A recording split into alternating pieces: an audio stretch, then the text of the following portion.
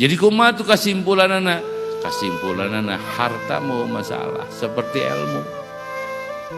Ilmu mah asalna halus, harta ge asalna halus kan dicepeng. Di mana harta dicepeng ku jelema anu teu ngarti kana agama, maka harta eta bakal nyilakakeun. Seperti ilmu dicepeng ku saha? Ku jelema anu hatena henteu bersih, maka ilmuna bakal nyilakakeun. Tapi lamun harta dicepeng ku jelema-jelema anu saleh, anu bener-bener, maka harta eta bisa jadi pembantu keur akhirat. Seperti ilmu lamun dicepeng ku jelema-jelema saleh, maka ilmu eta bakal ngabuahkeun taat-taat ka Allah Subhanahu wa taala. Jadi eueuh masalah.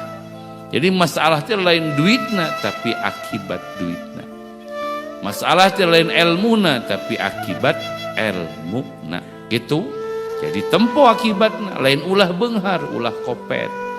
Matak urang mineng ngomong cek saha ulah beunghar, cek saha ulah beunghar, nu ulah teh kopet gitu Pak, kan gitu. Cek saha ulah pinter, nu ulah teh jahat gitu Pak.